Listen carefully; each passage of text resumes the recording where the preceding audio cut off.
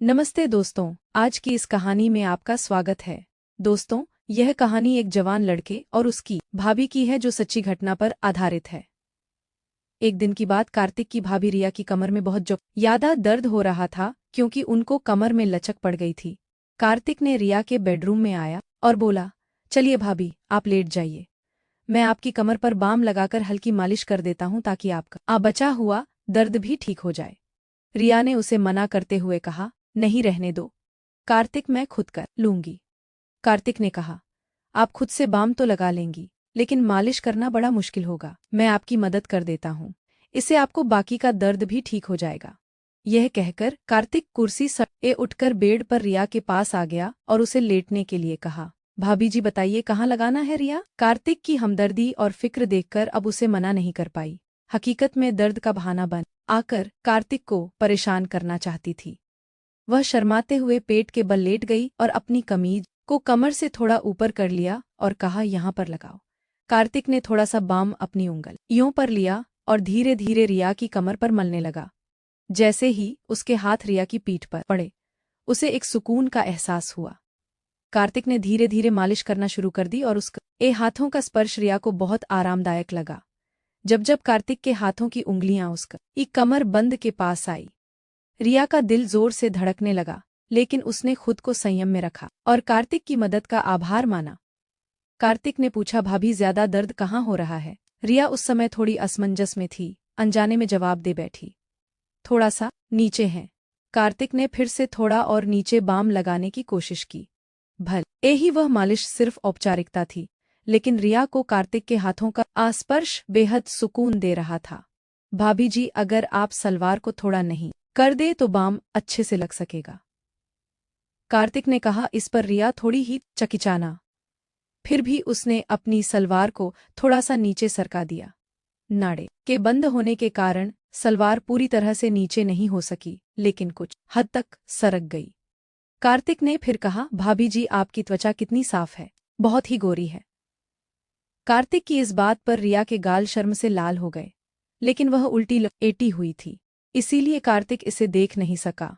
उसे यकीन था कि कार्तिक उसकी देखभाल में जुटा हुआ था और उसकी बातों में कहीं ना कहीं इज्जत भी झलक रही थी। कार्तिक ने थोड़ी देर और मालिश की और जब रिया ने कहा कि अब ठीक है तो वो चुपचाप उठकर ऊपर चला गया। रिया को आज एक अलग ही सुकून महसूस हो रहा था। सालों बाद किसी ने उसे इस तरह से ध्यान दिया था जिसमें हमदर्दी और एक स्नेह छुपा था। कार्तिक के बारे में सोचते हुए कब नींद में खो गई, उसे पता ही नहीं चला। अगली सुबह जब जागी तो उसने खुद को तरोताजा और शांत महसूस किया। नहाने के बाद रिया ने बहुत सलीके से तैयार होकर ब्लैक रंग का सफेद कढ़ाई वाला जोड़ा पहना और ऊंची ही एल के सफेद सैंडल भी पहने।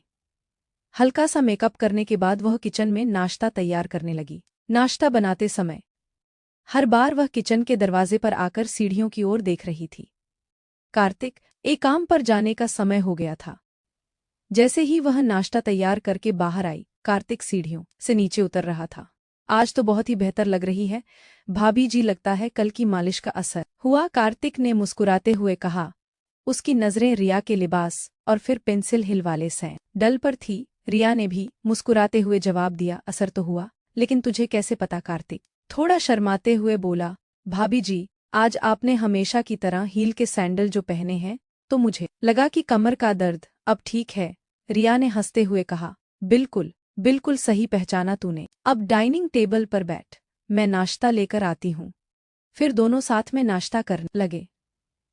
इसी बीच कार्तिक ने रिया से पूछा, भाभी जी, आप कभी साड़ी नहीं पहनती क्या। रिया ने जवाब दिया, पहनती हूँ, लेकिन बहुत कम, साल में एक आध बार, अगर कोई खास मौका हो तो। क्यों, कार्तिक ने कहा। नहीं, बस इसलिए कि मैंने आपको कभी साड़ी में नहीं देखा। मेरा ख्याल है आप पर साड़ी बहुत ही खूब जमेगी।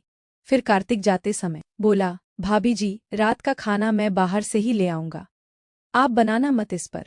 रिया ने मुस्कुराते हुए कहा, ठीक है। तो कार्तिक ने फिर कहा, अगर किसी और चीज की जरूरत हो तो बता दीजिए, मैं आते समय लेता आऊंगा।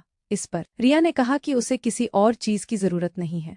और फिर कार्तिक के जाने के बाद वह छोटे मोटे कामों में लग गई। इसके बाद वह ऊपर जाकर कार्तिक के कमरे को भी ठीक करने लगी। इसी दौरान रिया को उसके बेड के नीचे कुछ कपड़ा पड़ा हुआ नजर आया। तो उसने नीचे झुककर उसे बाहर निकाला तो उसकी आंखें हैरानी के मारे फटी की फटी रह गई। वह एक सफेद रंग का रेशम की अधविस्त्र था जो शायद किसी लड़की की है। रिया ने उसे ध्यान से देखा और समझ गई कि किसी की व्यक्तिगत चीज हो सकती है जो गलती से यहाँ रह गई हो। उसने तुरंत ही कपड़े को एक तरफ रख दिया और कमरे की सफाई करने लगी। इसी बीच उसे 3 दिन पहले की घटना याद आई। रोहन और रीना इसी कमरे में एक दूसरे के साथ थे। उसे लगा कि यह कपड़ा शायद रीना का ही होगा। रिया ने कपड़े को उठाकर देखा तो उस पर कुछ सफेद दाग नजर आए। उसे समझ देर नहीं लगी कि वह लोग कैसे हैं। इस दागों को देखकर वह किसी दूसरी दुनिया में खो गई। तभी अचानक बाहर मुख्य दरवाजे पर दस्तक हुई तो उसने उस कपड़े को वापस बैठकर नीचे रखा और बाहर आकर दरवाजे की ओर देखा। उसने देखा कि पड़ोस में रहने वाली कोमल भाभी खड़ी थी। अरे भाभी, मैं अब ही आती हूँ, रिया ने कहा और जल्दी से कार्तिक का कमरा बंद किया और नीचे आकर दरवाजा खोला। कोमल, जो पड़ोस में रहती थी, अपनी उम्र के 35वें दशक में थी और घर में ही ब्यूटी पार्लर चलाती थी। कोमल अक्सर दोपहर में रिया के घर आ जाती थी या उसे अपने घर बुला लेती थी और दोनों इधर उधर की बातें करती थी। उस समय उस दिन भी रिया और कोमल गली मल्ली की ढेरों बातें कर रही थी। कोमल के जाने के बाद रिया ने एक बार फिर से नहाने का मन बनाया। सुबह कार्तिक ने साड़ी का जिक्र किया था, इसलिए नहाकर उसने नीले रंग की प्रिंटेड साड़ी पहन ली और साथ में सिल्वर रंग का पेंसिल हील वाले खूबसूरत सैंडल भी पहने। कार्तिक के आने का समय भी हो चला था और वह शाम के 4 बजे ही आ गया। जब रिया ने दरवाजा खोला तो कार्तिक उसे बड़े गौर से देखने लगा। उसे अपनी ओर इस तरह से ध्यान से एकता हुआ देख रिया मुस्कुराते हुए अदा से बोली, ऐसे क्या देख रहे हो? कार्तिक मुस्कुराते हुए बोला, वाकई भाभी, आज आप इस साड़ी में बहुत ही खूबसूरत लग रही हैं। यह कहकर वह अंदर आ गया और वह साथ में रात का खाना भी लाया था। भाभी, मैं ऊपर जा रहा हूँ, फ्रेश होने के लिए आप एक गिलास शरबत बना देंगी प्लीज? रिया ने उसकी ओर मुस्कुराते हुए देखा और कहा, हाँ हाँ, क्यों नहीं। उसके बाद कार्तिक ऊपर चला गया और फ्रेश होकर जब नीचे आया तो उसने एक आरामदायक टी-शर्ट और शॉर्ट्स पहना हुआ था। रिया ने शरबत बनाया और उसे अपने बेडरूम में ले आई और उसने वहां पर कूलर लगा हुआ था। कार्त एक रूम में आकर सामने वाली कुर्सी पर बैठ गया और रिया भी बेड पर टांगे नीचे लटका कर बैठ गई। दोनों इधर उधर की बातें की। इस दौरान कार्तिक ने रिया से पूछा, भाभी, अब आपकी कमर का दर्द कैसा है? रिया मुस्कुराते हुए बोली, अरे अब तो मैं बिल्कुल ठीक हूँ, कल तहे इतनी अच्छी मालिश जो की थी। कार्तिक ने अपना शरबत का गिलास साइड टेबल पर रखते हुए कहा, भाभी, आप आराम से लेट जाइए, मैं एक बार और बाम से आपकी मालिश कर देता हूँ ताकि आपकी तबीयत और भी अच्छी हो जाए। रिया ने मना करते हुए कहा, नहीं कार्तिक, मैं अब बिल्कुल ठीक हूँ। लेकिन कार्तिक ने कहा, भाभी, आप मेरे लिए हमेशा इतना करती हैं, क्या मैं आपके लिए इतना भी नहीं कर सकता?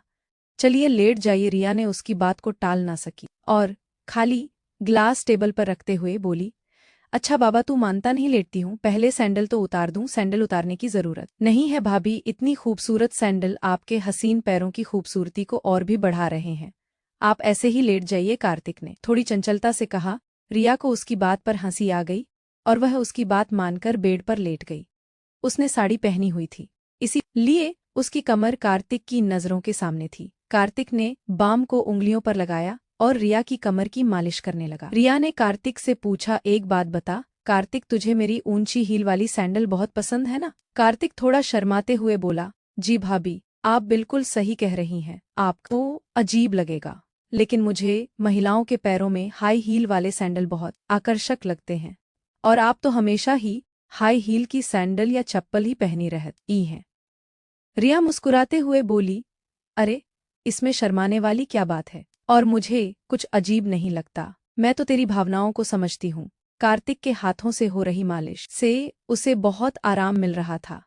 कार्तिक के हाथ धीरे धीरे नीचे की ओर और बढ़ने लगे।